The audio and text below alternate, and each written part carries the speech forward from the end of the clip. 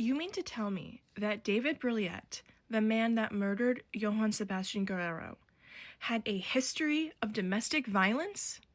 And they gave him a gun. I just watched the Associated Press interview where they interviewed Ashley Brilliette, David's ex-wife, and she said that he had a history of abusing her and their daughter. And this man had the audacity to call his ex-wife, who apparently he repeatedly harasses, calls, threatens, and say, I need you to lie about my character because they're coming after me for killing someone. And then he's like, well, I need you to lie about my character because this is how, like, this is what it comes down to is my character. I don't want you talking about any of the abuse in our relationship. Like, this is literally about me, actually. I want you to lie and say I'm a good person even though I've repeatedly abused you and our child. What a fucking monster.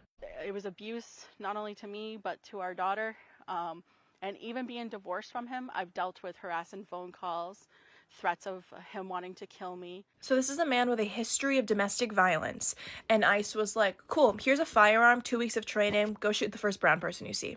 Something that I think is really interesting is in November, Maine passed our red flag law, which basically means that a family member can go to a court and be like, this person in my household is unsafe, is unfit for a weapon.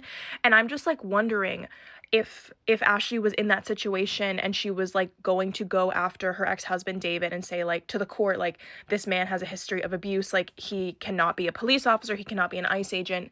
And if he was like threatening her or threatening their child, like all of these things seem very likely for David, and it's just so fucking disgusting.